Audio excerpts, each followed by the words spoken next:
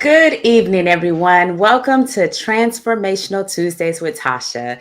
I am your host, Tasha M. Scott, the owner of Maximize Growth LLC. I want to thank everyone that has been a part of this every week. This has definitely been an adventure where we have been digging deep into a book called Atomic Habits, written by Mr. James Clear. So I want to ask you to do me a favor tonight, and I know I say this every week, tonight is a juicy topic. We are digging into making it attractive, and we're talking about the role of family and friends in shaping your habits.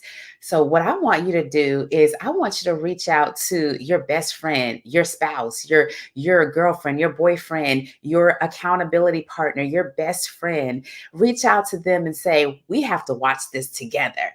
We because this is all about the role of how others can help shape our habits. And so again, thank you to everyone who's been on this journey with me. If this is your first time tuning in, thank you for showing up tonight. We, again, have been talking about the book Atomic Habits, and it's written by a gentleman named James Clear. And before I dig into our new topic, I always like to go back and talk about what we've talked about before just to catch everyone up. So, in this book, we have talked about 4 laws of behavior change. And that's what the remainder of these chapters we're going to be digging into is dissecting each one of these. So there's 4 laws of behavior change around how to create a good habit, and there's 4 laws of behavior change around how to break a bad habit. And what he says around creating a good habit, he says, 1, we have to make it obvious. 2, we have to make it attractive. 3, we have to make it easy. And 4, we have to make it satisfying. Now, I've spent probably the first 3, probably maybe the first 4 or 5 episodes talking about making it obvious. And starting last week, we started making it attractive. And so we're going to dig deeper into that tonight. But just for those who want to get ahead in talking about how to break a bad habit, make it invisible. We talked about that already. Make it unattractive, make it difficult, and make it satisfying. And again, if you are tuning in and you're following along, you know that at the end of these, I always love to give y'all some action items. So for those of you all who have been following along with me, how did you do with your action item last week? Last week, we were talking about making it attractive, and we talked about how cravings can either cause us to fall off the wagon, or we can literally dig deeper into figuring out what is the underlying motivation around that. And so the action item was just to, again, make it obvious and figure out what are those cravings, and then literally dissect them to say, okay, is this craving causing me to be closer to who I want to be, or is it taking me away from? So that was the action item last week. And if you're watching the replay, I would love for you to still engage in the comments, because I do like coming and reading your replay. Reading your comments after the fact. So tonight we're talking about make it attractive, and we're going to be digging into, like I mentioned, the role of family and friends in shaping your habit. And let me just double check quick here, because it's saying that I'm off of Facebook. Hold on 1 second.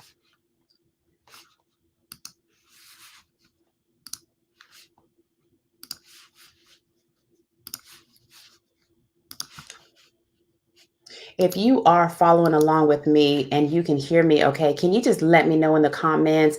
I see that Facebook is offline or having some issues, but I'm going to keep going just to be on the safe side. But we're talking about the role of family and friends in shaping your habits. So one of the things that Mr. Clear always does is he always starts with a story. And I love the stories because they actually add so much dynamic to this. So the beginning story in this chapter, he actually talked about this gentleman who he basically was a firm believer in hard work. This particular gentleman, he rejected the idea of innate talent. He basically believed that if you want something, you got to work hard for it.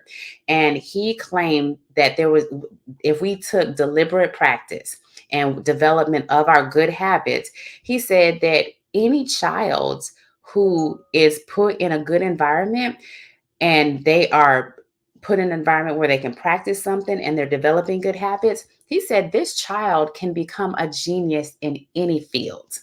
And he decided to test this theory. So, first, he had to find a wife and get married. So, he pursued a woman who was a teacher. And together, they actually had three children. They had three girls. And he decided that he was going to test this theory on creating geniuses in his own children, and he was going to use the game of chess. And so basically, he sought after, courted this woman. They got married. They had three girls. They homeschooled them, which was not traditional in their culture.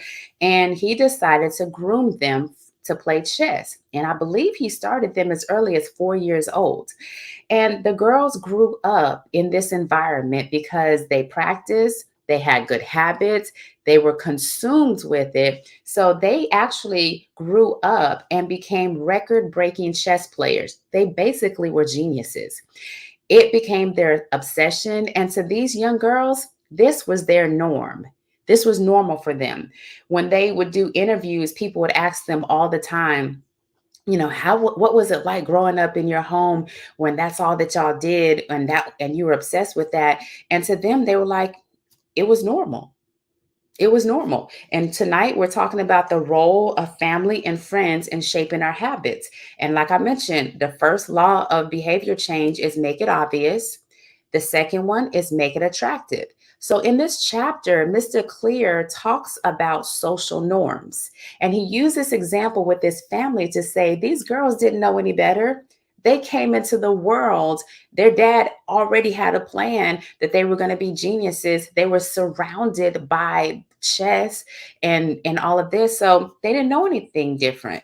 And as human beings, that's how we are. We all have social norms that we come into this world, that we're born into families, we're born into communities, we're born into societies where a lot of what we see, a lot it literally is our social norm. We're wired for connection. And he says this statement here, which was really, really powerful. He says, we don't choose our earliest habits, we imitate them. Wow. We don't choose our earliest habits, we imitate them. So those young girls, again, they grew up in a world where chess was normal to them, to where they were so consumed with it, they became champions in that. And this is what he said social norms are. Social norms are invisible rules that guide your behavior each day.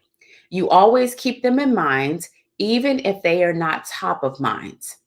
Those are social norms. And he says we follow the habits of our culture without even thinking about it, without questioning it, and sometimes without even remembering it. Every last one of us have things that we do because that is literally ingrained in us. There was something that I heard years ago on social media, and it was a story about a ham.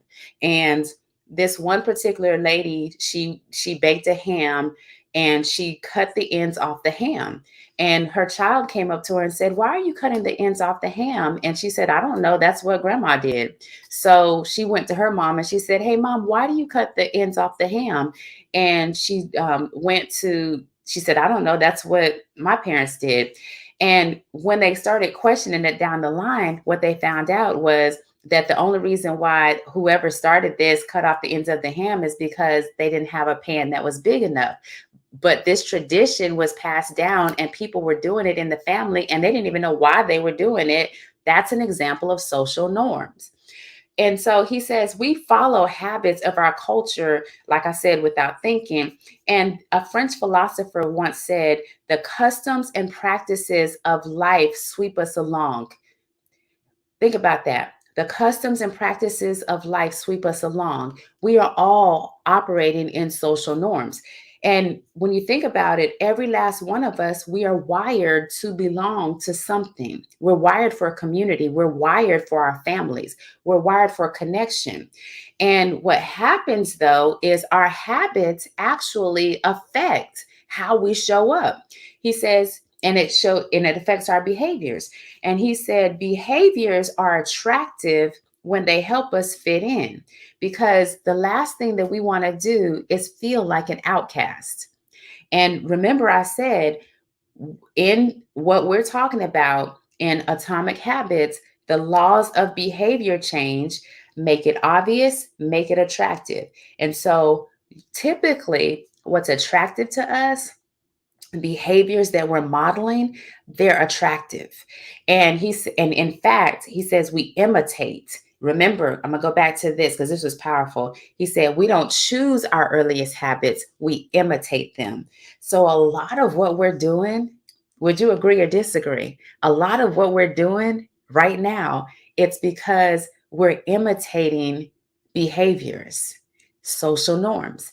And here's what he says: we imitate the habits of three groups. These are the three groups in our society. Hey, Sandra, so good to see you on here. I wasn't sure if I had connection with Facebook because it's giving me an error tonight. So I'm so glad that you made it on. But here's the groups that he says we imitate. There's three of them. He says we imitate the close, we imitate the many, and we imitate the powerful. Let me repeat that.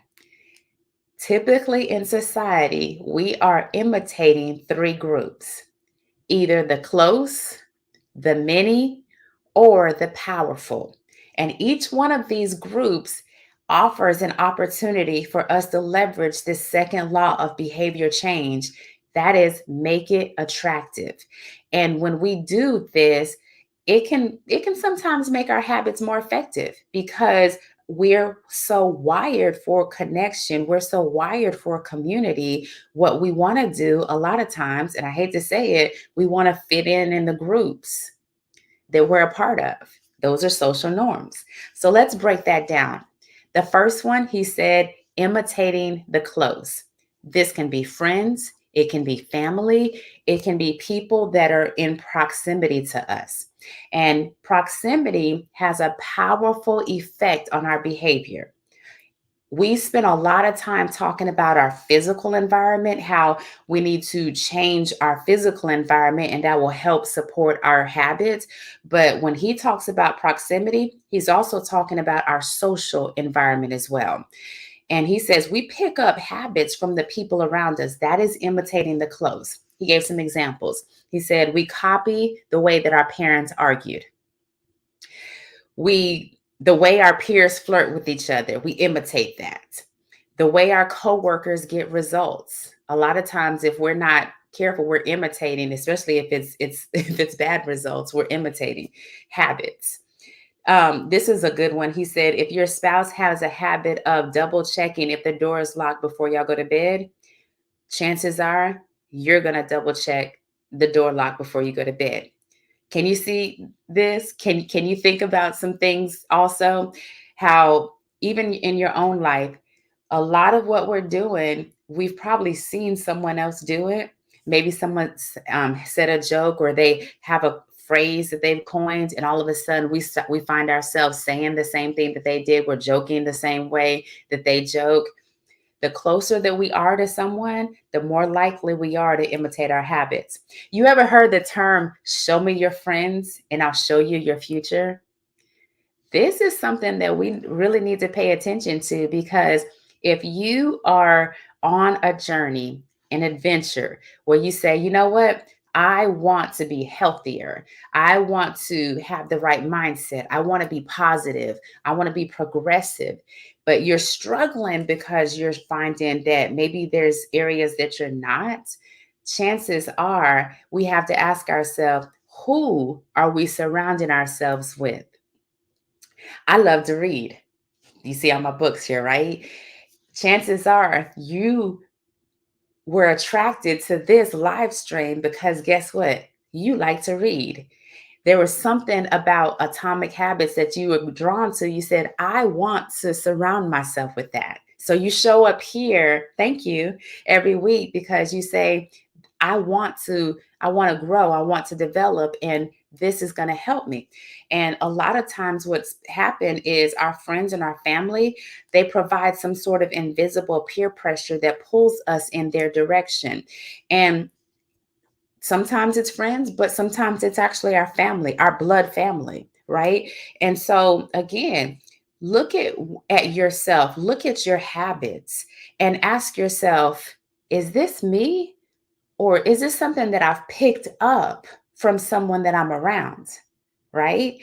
Mia says, yes, definitely, especially for a foreign person like myself. Imitation is a good way to learn, adjust, and blend in. Yes, that's the positive side of it, Mila. Absolutely. That's the positive side. So we're talking tonight about make it attractive. And so yes, we want to on purpose be intentional to say, you know what, if I'm going to have great habits, if I'm going to be productive, be progressive, then guess what, I need to make it attractive by determining who I'm going to be in proximity with, because birds of a feather flock together, right?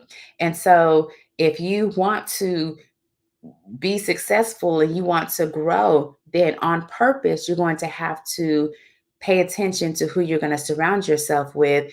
And chances are, here's what I always say, if you're the smartest person in the room, you might not be in the right room. What I love to do is I love to be around people who can challenge me higher, who can challenge greatness out of me.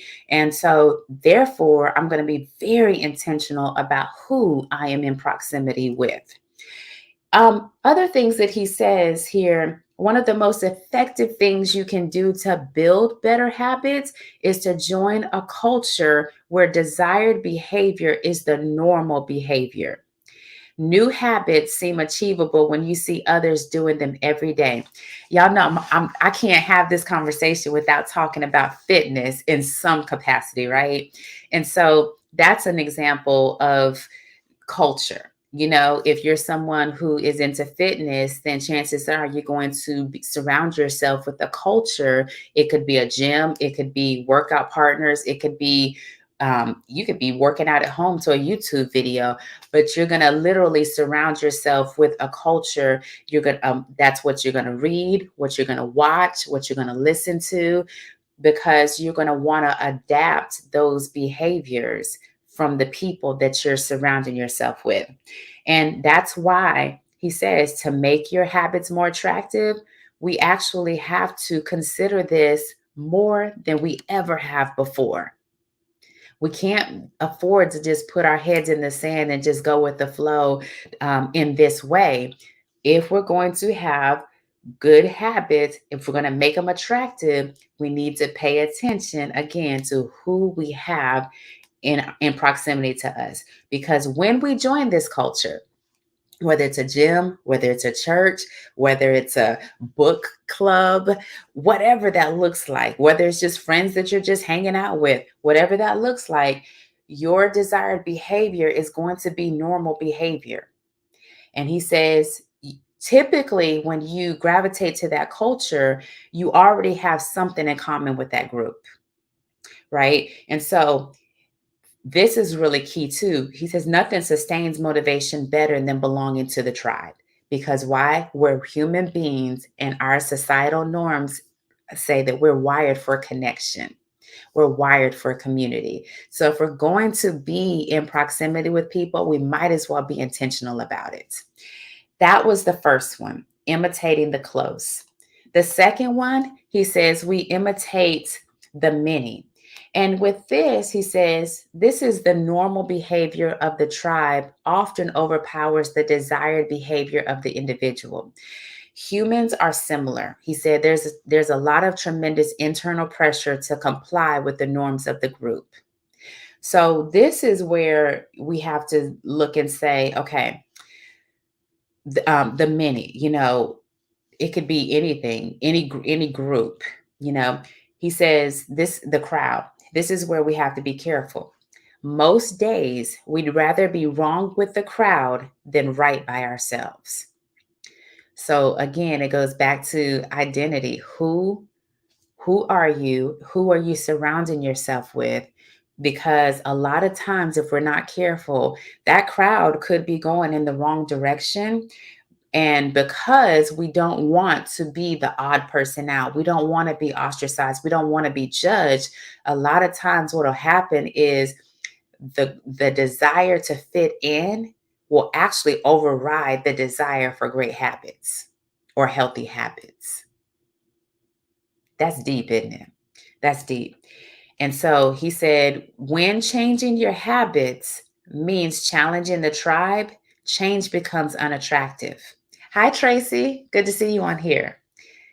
So when change becomes unattractive, I'm going to repeat that because that was deep, y'all. When change becomes unattractive, a lot of times it's because the change means that we're going against the crowd, we're going against the grain. And he says most days we'd rather be wrong with the crowd than be right by ourselves. I just had to pause there because I need y'all to hear this. A lot of our habits that we're doing right now, we have to literally self evaluate and ask ourselves. The first one I said it was about imitating the close, and we do. Imitating the many. Who are you hanging with? Who are you allowing to influence you? And would you rather, like what he said, do you agree with this? Would you rather be wrong on most days because you want to fit in with them? Or are you willing to stand up and stand out? That's pretty powerful, y'all. I'm going to repeat this. When changing your habits means challenging the tribe, change is unattractive. When changing your habits means fitting in with the tribe, change is very attractive. So it matters who you surround yourself with. It matters. Who you allow to speak into your life, it matters. It matters because, again, in order for habits to change and become good, we have to make them attractive. And in order to make them attractive, we have to pay attention to who we are surrounding ourselves with. The third one, imitating the powerful. So this is okay, this is really cool too because humans everywhere pursue power, prestige, and status. We want to be acknowledged, recognized, and praised. So maybe there's people that maybe we don't know them personally, but maybe they're influencers.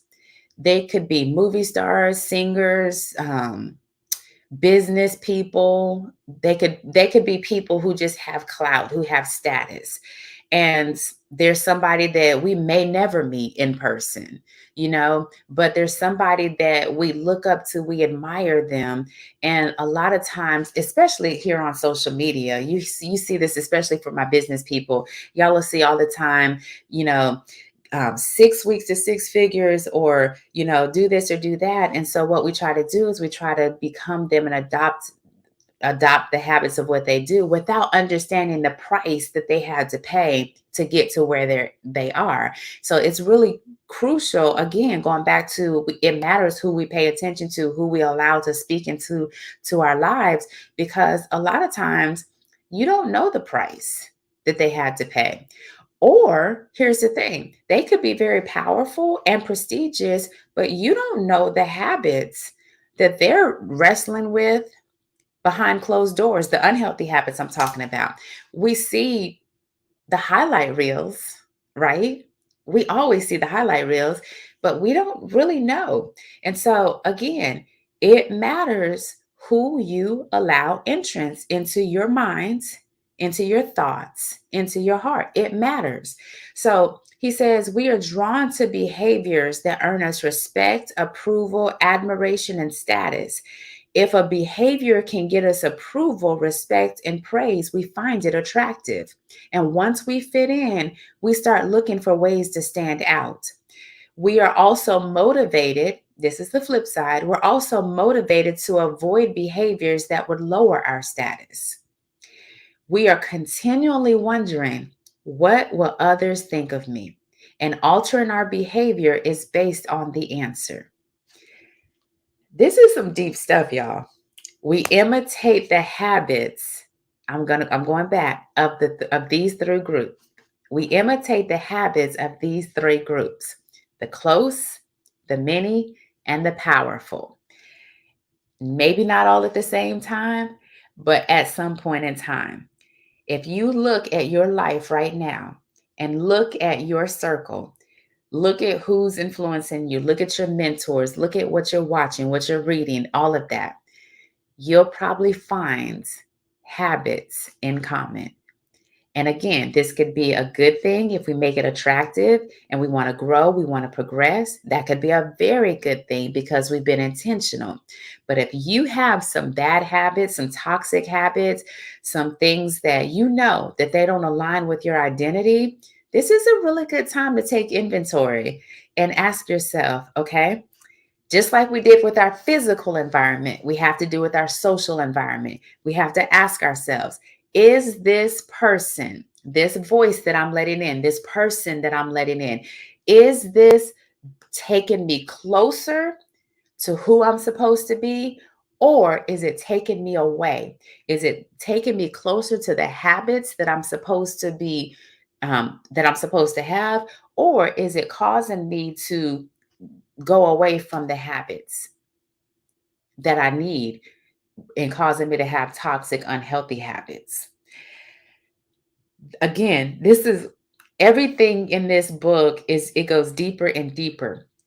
Again, we talked about physical environment, but this social environment, y'all, it matters. I know I sound like a broken record, but it matters who we allow in. Here's some questions that I just want to ask you. And just again, just to give you some things to be thinking about, here's some questions. When you think about everything that I just talked about tonight, I want you to think about these questions. Do you have any habits that you think you've picked up from people who are close to you?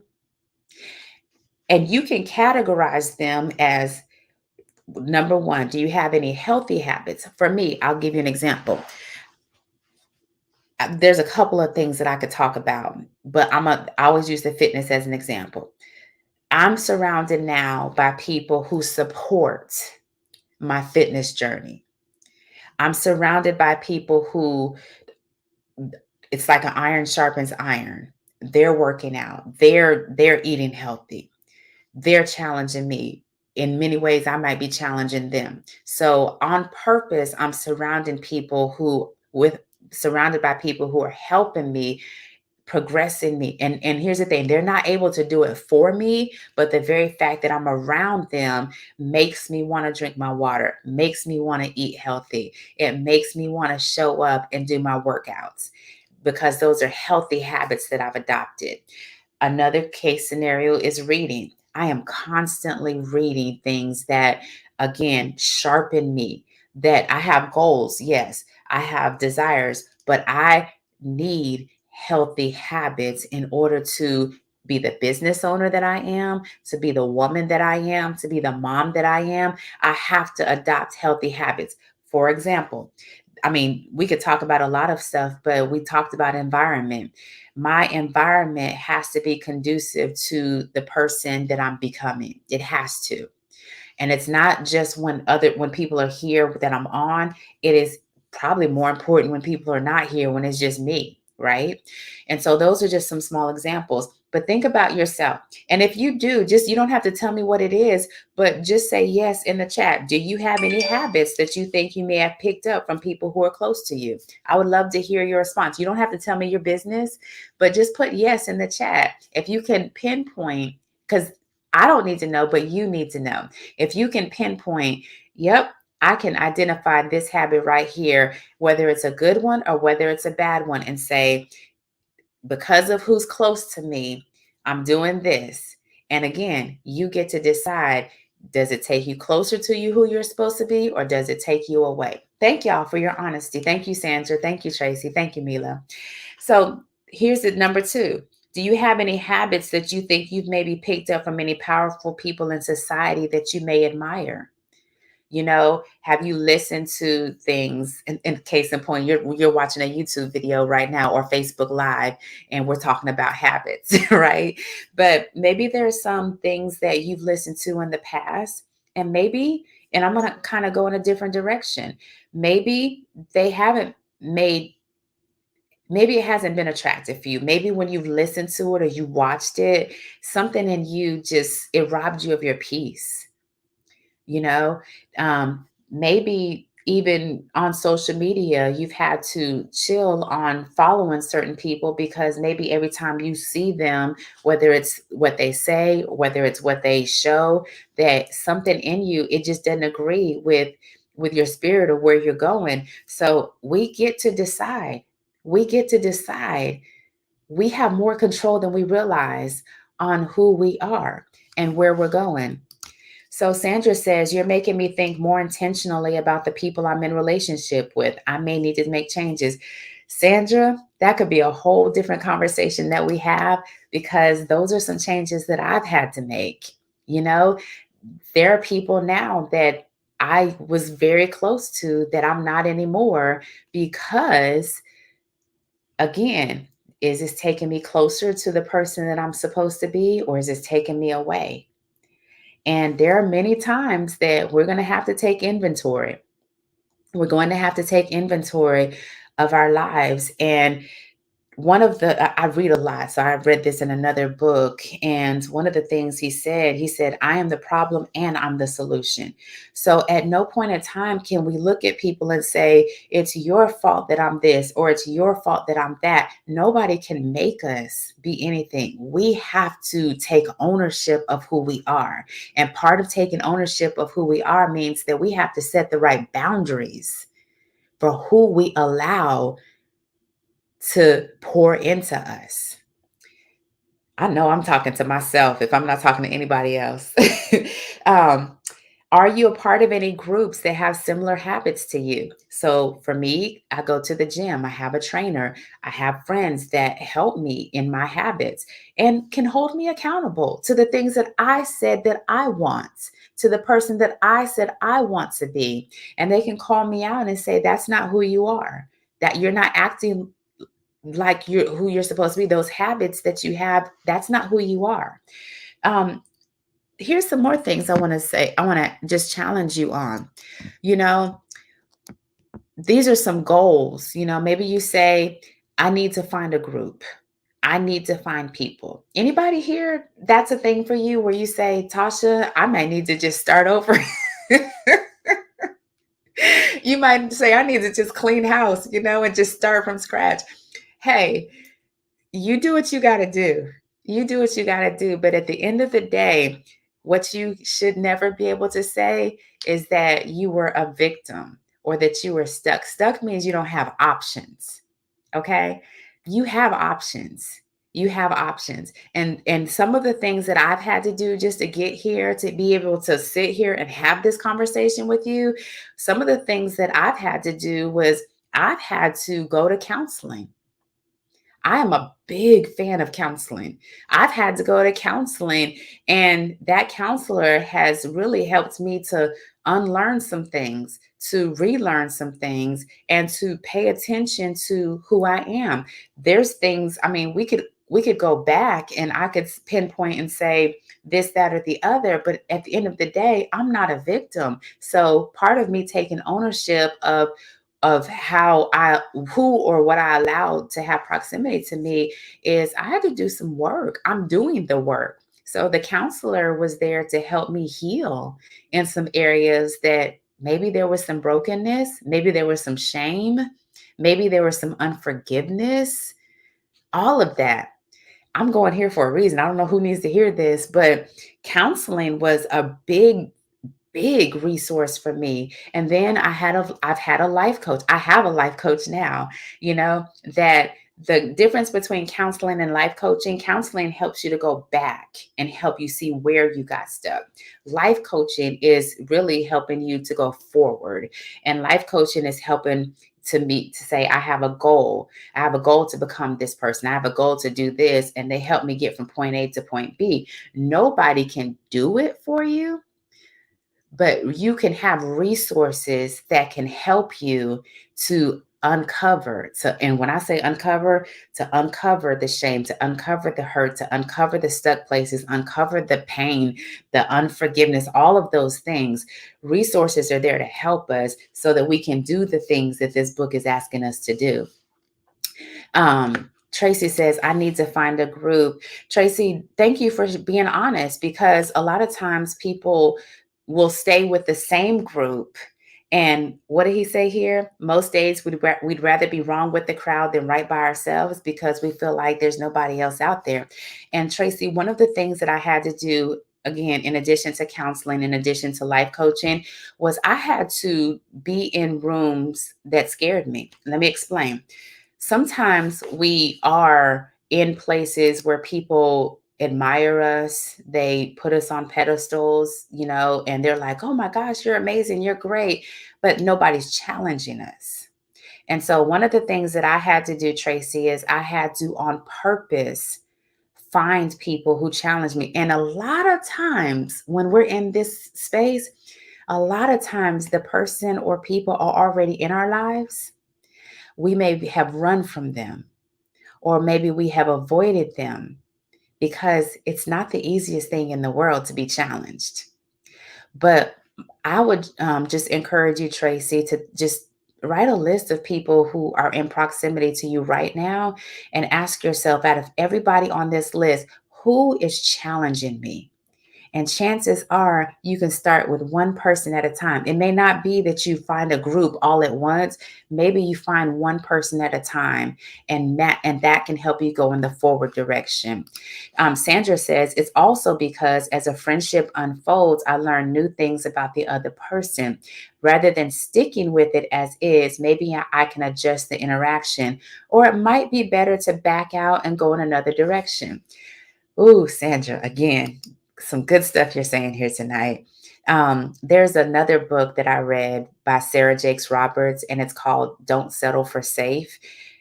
If you have never read that book, I encourage you to go get the book. And there's a chapter in there called Frenemies. And in that chapter, I don't want to give the whole thing away, but she talks about that. What happens when you're in friendship with someone and you've been walking along, but all of a sudden, maybe one of you changed. Maybe you are in a place where you're not the same person and you want to grow, or maybe they're in a position where they're growing. And all of a sudden, you're looking at each other and you're like, you've changed. You're not the same person anymore. Obviously not. But what do you do? And in some cases, Sandra, that's the reality. Is there might be some friends that they were there for the season, but maybe because of the growth might cost you friends. And here's the thing that I know: seasons come and go, but there will always be people on the journey. It might not be the same people, the same friends. Again, I'm going deep on that. That's a whole different conversation. Check out the book Don't Settle for Safe by Sarah Jakes Roberts. So here's some other things that I want to talk about tonight: is just having a plan of action, y'all. Having a plan of action. So, again, if we're going to develop these atomic habits, we've talked about environment physically. Tonight, we're digging really deep into societal norms, and we just need a plan of action. You know, so another way that you can find groups is, sometimes this is where social media can be a good thing. Is maybe there's some groups that you have like interest with, whether it's reading, fitness, singing, theater, whatever that thing looks like for you. You can find some groups on the internet that have similar interests. And Facebook has groups, LinkedIn has groups, so that's another way that you can find. And again, you'll know when you're in proximity with people, if you have that piece, to say, yeah, this is taking me closer or it's taking me away. You'll know. I think our biggest thing is sometimes we second guess ourselves, or we go along with things that we know are not for us because we're afraid of being alone. And I'm here to tell you that when you do the work, when you do this kind of work of what I'm talking about, I believe, and this is just me, I believe that there will always be some kind of support there for you. But the first person that has to stand in line for that support is you, for you. So do the work. And then if you don't have this book, y'all, and you've been following along, this might be a good time for you to invest in this book. I put the link, if you are interested, it's on Amazon. This might be a good time for you to really dig deep into this book and read it for yourself. And this might be something that you may have to read a couple of times to get what I'm saying. And it may be a good thing. Maybe just find you an accountability partner. That's why I said at the beginning of this, call your best friend, call your accountability partner, somebody who you know you're already doing life with, because y'all, we're wired for a community. And if we're going to be with people, we might as well be intentional about doing it on purpose so that we can grow. I went a little longer tonight, but I just want to stop and ask you, what's been your big takeaway from what I shared tonight? And I'm going to repeat. Tonight, we are talking about chapter 9, and we're talking about the role of family and friends in shaping your habits. And what he talked about is that we imitate the habits of three groups: the close, the many, and the powerful. And so, based off of what I shared tonight, is there any one particular thing that stood out for you that you say this is a big aha or a big takeaway, or maybe it's just a reminder? If you'll do me a favor and just let me know in the chat, what's your big takeaway for tonight? And while I'm waiting, let me tell you what we're talking about next week. Next week, we're going to be talking about chapter 10, and that is how to find and fix the causes of your bad habits. So we're going deeper, y'all. We're going deeper. And all of this still is in line with make it attractive. So let me repeat those 4 laws of behavior change again. If you want to create a good habit, you want to make it obvious, make it attractive, make it easy, and make it satisfying. And if you want to break a bad habit, make it invisible, make it unattractive, make it difficult, and make it unsatisfying. Thank y'all so much for being on this journey with me as we dig into atomic habits. If this has helped you in any way, again, I love when y'all post in the comments. I always go back and read the comments. I love the engagement, but share this. Share this with somebody who, maybe it's somebody who you're already accountability partners with. Maybe it's a spouse, maybe it's a girlfriend, a boyfriend, a best friend, a coworker, whatever that looks like. I do know there's one company that they literally are using this every Thursday for their leadership meetings.